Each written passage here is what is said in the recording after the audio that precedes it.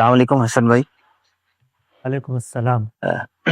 حسن بھائی، رمضان المبارک کے حوالے سے کویسچن ہے، اس میں کافی خلط مبس بھی ہے۔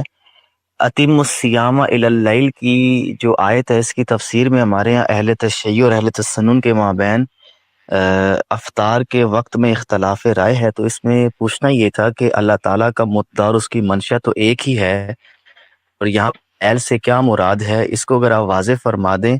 اور چونکہ ہم مکتب فرائی والے یہ جانتے ہیں کہ متکلم مخاطب کی نفسیات اور اس کے علم کے مطابق بات کرتا ہے، تو عہد رسالت میں کیا اللیل کا معنی بالکل متعین تھا؟ اور اگر متعین تھا تو ہمارے ہاں کیا روایات کی وجہ سے سحر و افطار کے اوقات میں اختلاف ہوا ہے؟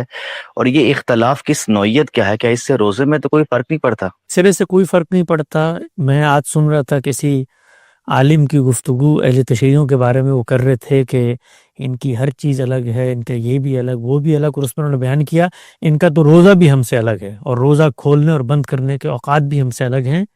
یہ ایک اتنی بڑی علمی بددیانتی ہے جو ہم لوگ اپنے باقی معاملات میں چونکہ اختلاف ہوتا ہے تو پوائنٹ اسکورنگ کے طور پہ کر رہے ہوتے ہیں۔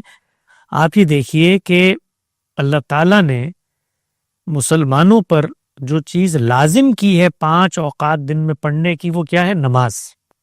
نماز کے اوقات کیا ہیں؟ یہ خود نمازوں کے جو اسماء اور نام سنت کے ذریعے، اجماع کے ذریعے منتقل ہوئے ہیں، انہی کے اندر مضمر ہیں۔ فجر، ظہر، عصر، مغرب اور عشاء، یہ نام ہی ان کے اوقات ہیں۔ تو اب نام اوقات ہیں، متکلم کی منشا تو معلوم ہو گئی کہ نماز ظہر کے وقت پڑھنی ہے، مغرب کے وقت پڑھنی ہے۔ اگلا جو معاملہ ہوتا ہے وہ تعیین کا ہوتا ہے۔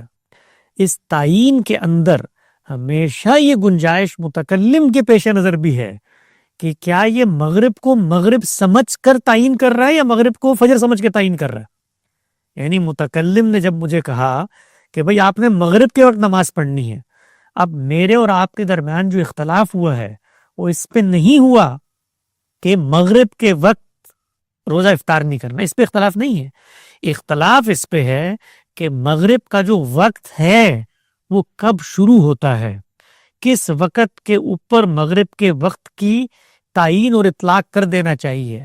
کیا بالکل ابتدا جس وقت پچھلا وقت اگلے وقت سے الگ ہو رہا ہے اس میں اس کو شامل کرنا ہے، یا جس وقت یہ معاملہ صاف ہو جائے، واضح ہو جائے، اس وقت یہ کام کرنا ہے؟ تو اگر آپ غور کریں تو اس کا تعلق اصل میں انسانی نفسیات سے ہے۔ وہ نفسیات کے بعض اختیارات بعض بڑے علماء کے یہاں سامنے آئے، تو چونکہ اس روایت میں ایک اصول مان لیا گیا ہے، جو کہ اصول غلط ہے، کہ کسی امام کا کوئی عمل یا امام کا کوئی قول یا امام کا کوئی اقدام وہ اللہ کی طرف سے ہوتا ہے، تو اس کی ایک دینی حیثیت اپنا کر اس پر اصرار شروع ہو گیا۔ ورنہ نہ یہاں سے اصرار کرنے کی ضرورت تھی کہ آپ لازماً 6:25 اور 29 پر روزہ کھولیں گے، اور نہ وہاں سے اصرار کرنے کی گنجائش تھی کہ جی یہ تو تحریک نفاذ فقہ جعفریہ ہے، لہٰذا ہم تو اس کو نافذ کریں گے آج نہیں تو کل، اور اس وقت جو ہے روزہ کھولنا چاہیے۔ یہ اختیارات انسان کو دیے جاتے ہیں تو اس کے اندر یہ گنجائش ہوتی ہے۔ دیکھیں، خالق نے ایک چیز مقرر کی، نماز، اس کے اندر بھی لازم اذکار مقرر کر دیے، اور اس کے بعد چونکہ انسان ہے اس نے اپنی اپنی زبانوں میں اپنی اپنی ارزداشت خدا کے حضور میں پیش کرنی ہے، تو اس کی گنجائش رکھی ہے۔ تو عبادات کے اندر یہ گنجائش موجود ہوتی ہے۔ آپ یہ ایک اور زاویے سے دیکھیں کہ نماز کا لازم رکن ہے قیام۔ تو اب قیام کے نتیجے میں ایک آپ سے آپ حالت کا ظہور ہوتا ہے، وہ یہ کہ ہاتھ باندھ لینا۔ تو اب ہاتھ باندھ لینا یہ کوئی شریعت کا مطلوب یا مقصود نہیں ہے، وہ قیام کا ایک ناگزیر تقاضا بن جاتا ہے۔